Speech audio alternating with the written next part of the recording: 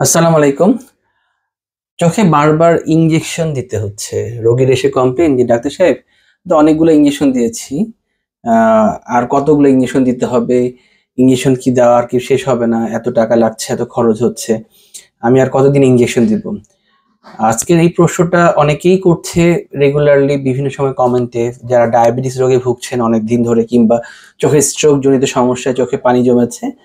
সেই কারণে যারা ইনজেকশন দীর্ঘমেয়াদী কিংবা চোখে সিএনভিএম কিংবা এজ রিলেটেড ম্যাকুলার ডিজেনারেশন নামে একটা রোগ আছে, যে রোগের কারণে আমরা চোখে আমাদের ইনজেকশন দিতে হয়, যে ইনজেকশনটা দীর্ঘমেয়াদী ট্রিটমেন্ট।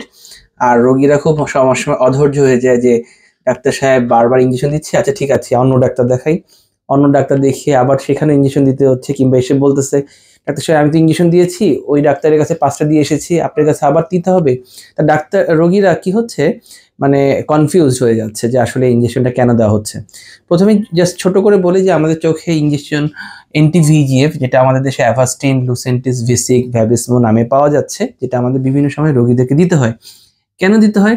আমাদের ডায়াবেটিস নামে একটা রোগ আছে, যেটার জন্য চোখের ডায়াবেটিস রেটিনোপ্যাথি ডেভেলপ করে, এবং ডায়াবেটিস রেটিনোপ্যাথি থেকে চোখের রেটিনাতে যে ম্যাকুলা নামে একটা জায়গা আছে, ওখানে চোখে ফ্লুইড যেমন পানি জমে যায়।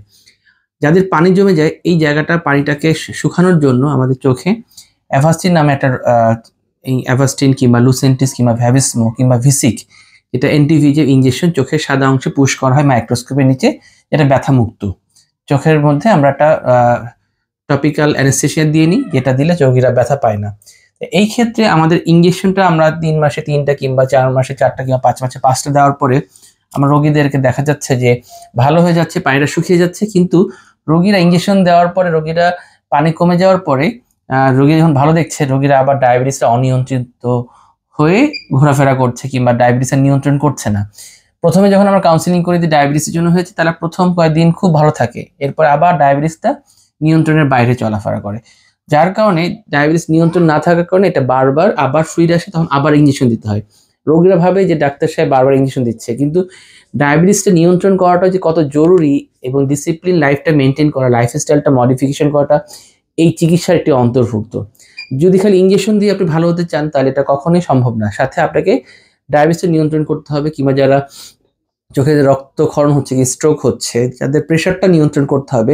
ইঞ্জেকশন দিলেন, ভালো হয়ে গেলেন, আবার আগের নিয়মে চলে গেলেন, আবার অনিয়ন্ত্রিত ডায়াবেটিস, অনিয়ন্ত্রিত প্রেশার, তাহলে কিন্তু বারবার ইঞ্জেকশন দিয়ে যেতেই হবে।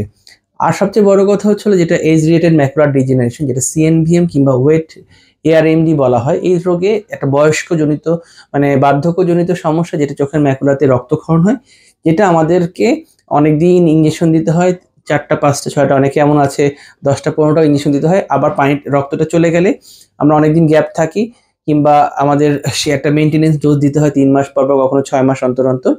দেওয়ার পরে যদি ভালো থাকে আলহামদুলিল্লাহ, দিতে হয় না। তারপর আমরা যদি আবার দৃষ্টি চেঞ্জ হয়, আবার দৃষ্টি যদি কমে যায় কিংবা চোখের ম্যাকুলাতে আবার ফ্লুইড জমে, যেটা আমরা অপটিক্যাল কোহেরেন্স টোমোগ্রাফি চোখে একটা সিটি স্ক্যান করে আমরা ধরতে পারি যে আবার পানি জমেছে কিনা, এই ধরনের কন্ডিশনে তখন আমরা আবার দরকার হলে আবার ইঞ্জেকশন দিতে হতে পারে।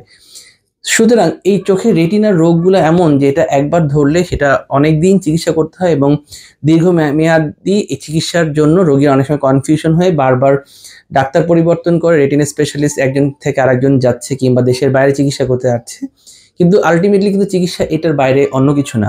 সুতরাং যারা চোখের রেটিনাতে বিভিন্ন সমস্যায় ভুগছেন, যাদের চোখে বারবার ইঞ্জেকশন দিতে হচ্ছে, তাদের কিন্তু অবশ্যই যেই কারণে ইঞ্জেকশনটা দিতে হচ্ছে সেই ইঞ্জেকশন দেওয়ার কারণগুলোর সাথে সাথে ইঞ্জেকশন কেন দিতে হচ্ছে সেই রোগগুলোকেও নিয়ন্ত্রণ করতে হবে। যেমন ডায়াবেটিস, যারা ডায়াবেটিসে নিয়ন্ত্রণ করে রাখতে হবে দরকার, এবং যাদের প্রেশার, তাদের প্রেশারটা নিয়ন্ত্রণ করে রাখতে হবে।